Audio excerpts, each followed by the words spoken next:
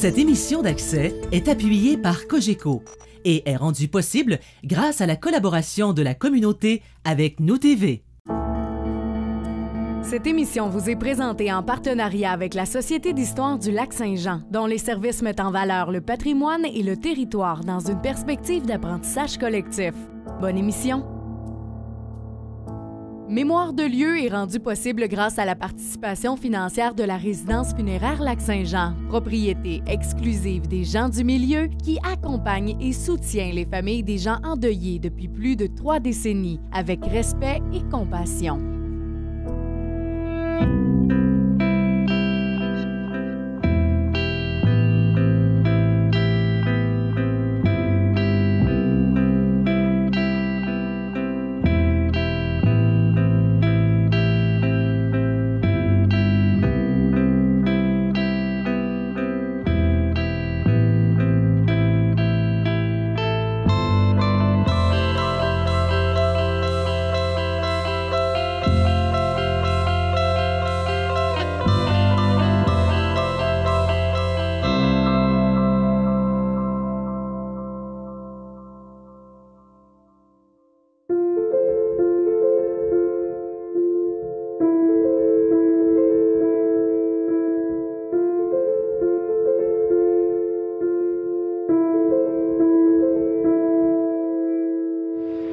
Bonjour tout le monde, ici Mélissa Raté. Quel décor magnifique pour Mémoire de lieu qui nous amène à replonger dans l'histoire, mais surtout la création du séminaire Marie-Reine du Clergé. Un bâtiment immense qui longe la route 169 à Métabetchouan-Lac-à-la-Croix et qui donne une vue imprenable sur le lac Saint-Jean. À tous et à toutes, bonne émission.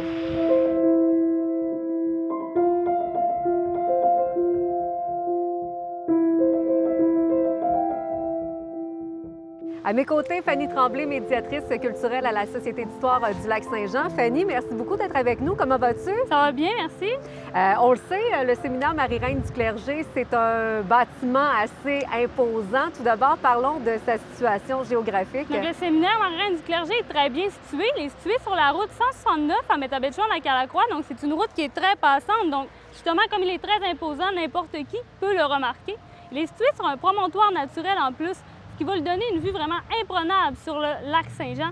Et il dispose d'un immense terrain de 271 207 mètres carrés, ce qui est vraiment en plus intéressant pour une école secondaire, donc ça donne beaucoup d'espace pour les élèves.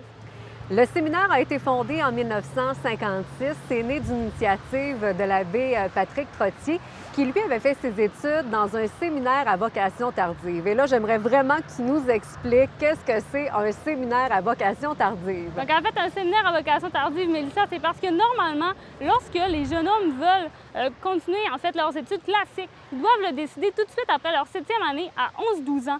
Mais pour ceux qui n'avaient pas découvert la vocation justement de la prêtrise à cet âge-là, ou bien qui n'avaient pas les moyens financiers, puisque c'était quand même dispendieux, puisque c'était des études assez élevées, eh bien, il y a les séminaires à vocation tardive qui permettent de commencer à 17 ans. C'était quand même une grosse décision qu'on prenait à cet âge-là. Oui, assez, oui, quand même. On vient de parler de la mission de l'enseignement, mais de la formation qu'on voulait donner. En fait, on voulait donner aux jeunes hommes une formation intellectuelle, spirituelle et morale qui allait vraiment les préparer au sacerdoce et à la prêtrise parce qu'ils ne pouvaient pas faire tout l'enseignement justement ici. Ils devaient ensuite aller la continuer au grand séminaire de Chicoutimi. Mais c'est vraiment ça qu'on voulait. On voulait les préparer le plus possible à l'importance de ce qu'ils allaient faire. D'où vient le nom Marie-Reine du Clergé? Parce qu'on sait qu'à cette époque-là, les couvents, les séminaires, les écoles, à chaque nom qu'on donnait, il y avait vraiment une signification. C'était très représentatif. Donc, en fait, Marie-Reine, c'est en hommage à Marie, la mère de Jésus, et qui est aussi la mère des prêtres et du sacerdoce. Donc, on a trouvé que c'était un nom qui allait parfaitement. Parlons du premier bâtiment, parce qu'avant celui-ci, qu'on connaît actuellement sur la route 169, il y a eu un premier bâtiment. Il était situé à quel endroit? Donc, le premier bâtiment, en fait, ça a été l'ancien collège pour garçons à Saint-Jérôme, l'ancien nom qu'on donnait à Métabetchouan. Il était situé tout près de l'église.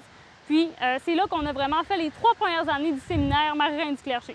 La première année, quel était le nombre d'enseignants et aussi le nombre d'élèves? Donc, on avait 3 enseignants. On avait l'abbé Trottier, l'abbé Potvin et un enseignant laïque. On avait 19 pensionnaires et on avait aussi 11 jeunes qui étaient en externe, donc qui étudiaient mais qui ne restaient pas sur place. La deuxième année, il y a eu quand même une bonne augmentation du nombre d'élèves, ce qui a amené une petite problématique. Oui, effectivement, on a été victime de notre popularité, Mélissa, parce qu'on a eu plus de 70 jeunes hommes qui ont voulu s'inscrire. On n'avait pas la place de loger tout ce monde-là, donc qu'est-ce qui s'est passé? C'est que l'abbé Ludger-Larouche, qui était le curé de Saint-Jérôme à l'époque, a proposé qu'on transforme le sol de l'église en dortoir de manière temporaire pour justement loger les jeunes hommes. Sauf que ça a causé une autre problématique aussi pour les enseignants, parce que les enseignants n'avaient pas non plus suffisamment de place pour être logés sur place. Qu'est-ce qui s'est passé? C'est que ça causait des problèmes. Par exemple, il y avait l'abbé Édouard Villeneuve qui devait rester dans une petite annexe en avant du séminaire et à cause de ça, il se faisait souvent intimider un petit peu par les élèves. Donc c'est là qu'on a décidé que ça ne fonctionnait plus. Là, il a fallu trouver une autre solution, répondre aux besoins, construire un nouvel édifice. Effectivement, oui, c'est ce qu'on a décidé de faire. À quoi pouvait ressembler une journée type dans la vie d'un étudiant qui fréquentait le séminaire dans les années 50? Parce qu'on s'entend là, que ça n'a rien de comparable avec aujourd'hui. Il fallait vraiment être assidu. Oui, ça n'a absolument rien de comparable. Et puis, il fallait vraiment, en fait, c'était une condition d'ailleurs pour être au séminaire, vouloir être prêtre, parce que sinon, je pense pas qu'un jeune de 17 ans aurait pu suivre justement tout cet horaire-là. Donc le lever était dès 5h40, Mélissa, et on commençait tout de suite à 5h55 avec la messe. Ensuite, on allait au déjeuner et on se préparait pour commencer la classe avec 2 cours à 8h30. Ensuite, on pouvait justement aller dîner, on faisait nos études et on recommençait avec la classe à 14h, 2 cours de 55 minutes encore. On avait le souper, l'étude, les devoirs, le chapelet et le coucher à 21h. Donc, c'était vraiment très strict comme horaire. On n'avait pas de place, en fait, à l'imagination là-dedans. Fanny, si tu le veux bien, on va parler du deuxième bâtiment, celui-ci, celui qu'on connaît depuis déjà quelques années. Sa construction a eu son lot de péripéties. Il y a même eu une course au lobbying. Qu'est-ce qui s'est passé exactement? Oui, bien en fait, c'est ça. Justement, quand on a décidé de trouver un autre emplacement parce qu'on n'avait pas assez de place au premier, et on a voulu continuer à être à Métabetchouan. On aurait aimé ça rester dans le village. Mais il y a eu des hommes d'affaires et des agriculteurs qui ont voulu qu'on s'installe à un certain endroit, donc c'est le lobbying dont tu parles, mais le terrain n'était pas suffisamment de bonne qualité, donc ça n'a pas fonctionné. Mais en juillet 1957, le diocèse a fait l'acquisition de ce terrain-là qui appartenait originellement à 3 agriculteurs. Puis c'était un terrain de 100 acres qui avait en plus un lac naturel. Puis on trouvait ça très intéressant. La construction pour ce bâtiment-là, Mélissa, elle va commencer en 1958. Ça va être la firme Bouchard et Gravel qui va s'en occuper, sous la direction de l'architecte Jacques Coutu de Chicoutimi. Et c'est quand même des gros montants parce que c'était évalué à 750 000 avec à cette époque-là, oui. Oui, très gros montant. Il y a eu une subvention aussi du gouvernement, je pense. Oui, 225 000 Quand même, on avait fourni des bons montants. À un moment donné, on a voulu aussi faire la construction en 2 phases. On a procédé comment? Bien, en fait, c'est parce que le séminaire, au total, c'est 5 ailes. Donc, on les appelle A, B, C, D, E. Et puis, on a décidé de simplement, pour les raisons budgétaires, construire les 3 premières, donc l'aile des dortoirs, l'aile de la chapelle et aussi l'aile des salles de classe, donc l'aile administrative. 17 mars 1959, c'est la date vraiment où les étudiants, les enseignants ont déménagé et il y a eu vraiment une inauguration parce qu'on le sait qu'à cette époque-là, c'était très populaire. C'était un événement qui était important, là. Et quand on parle d'événements importants, il y avait la bénédiction des gens influents et tout ça, là. Ah oui, ça a été une très grosse bénédiction. On était vraiment fiers du bâtiment, en fait. Donc, ça s'est passé le 13 septembre 1959 et ça a été célébré par Monseigneur Sebastiano Baggio, qui était à l'époque le représentant apostolique du Canada, donc le représentant du pape au Canada, c'est pas rien. Et puis, il y avait 2500 personnes, dont l'évêque à l'époque, Monseigneur Georges Melançon. C'était vraiment un gros événement.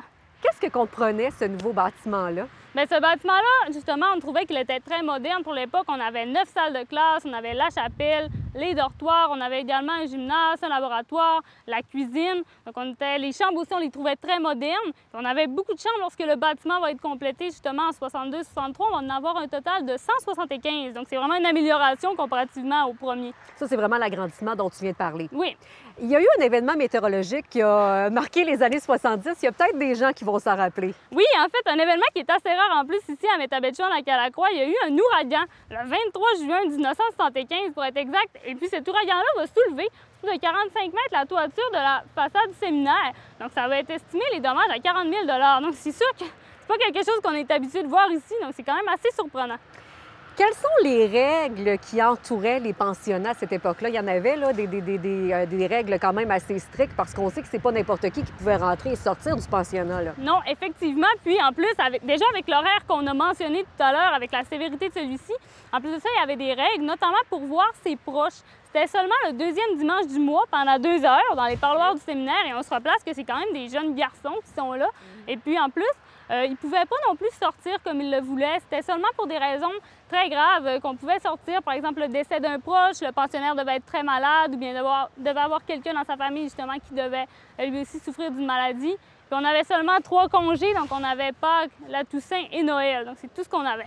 Fanny, parlons de l'architecture du séminaire Marie-Reine du Clergé, une architecture quand même assez particulière, mais qui a gardé quand même son cachet d'origine. Oui, en fait, le séminaire, il n'y a pas beaucoup de choses qui ont changé sur l'architecture. Donc le séminaire, d'ailleurs, sa volumétrie, donc le volume qu'il occupe, c'est totalement d'origine. La façade que vous voyez là, c'est fait de briques d'argile et puis c'est un bâtiment qui est fait d'influence moderne. Ça, on le voit bien, Mélissa, par le toit plat qui recouvre l'entièreté justement du séminaire. Oui. Et puis, tu remarques aussi le toit qui est à 2 versants juste au-dessus de l'entrée principale.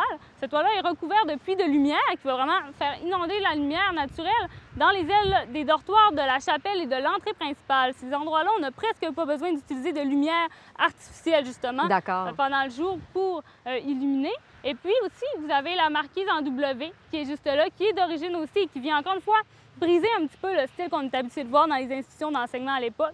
Le séminaire, comme je l'ai dit tout à l'heure, aussi est formé de 5 ailes, mais 4 de ces ailes-là forment un carré dans lequel il y a une cour intérieure. Ça lui donne un côté monastique qui vient un petit peu, je trouve, chercher ses origines, en fait.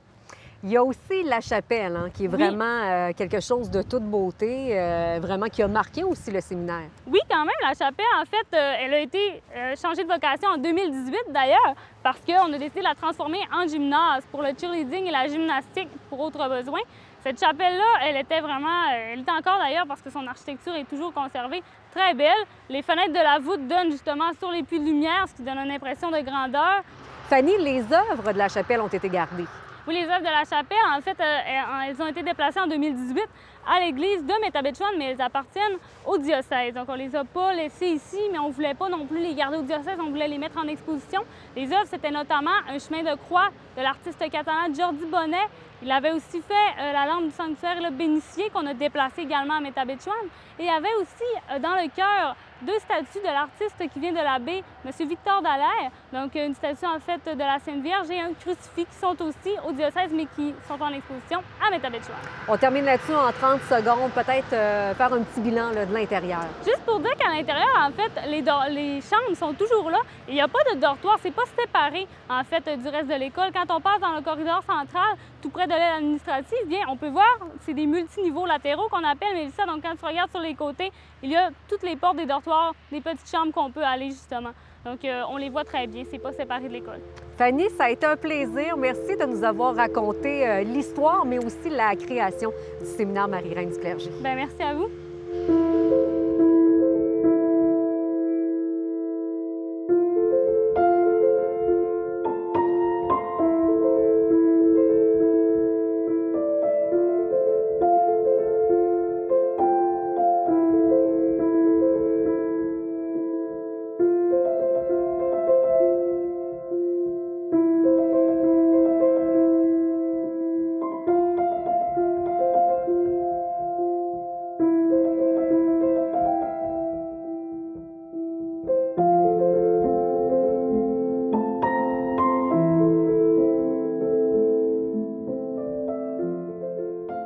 L'expertise et le leadership de la Société d'histoire du Lac-Saint-Jean permettent à la collectivité de bâtir son avenir en intégrant son patrimoine et sa culture. La Société d'histoire du Lac-Saint-Jean est fière de vous avoir présenté l'émission Mémoire de lieu. La résidence funéraire Lac-Saint-Jean, propriété exclusive des gens du milieu, qui accompagne et soutient les familles des gens endeuillés depuis plus de 3 décennies, avec respect et compassion, est fière de vous avoir présenté Mémoire de lieu.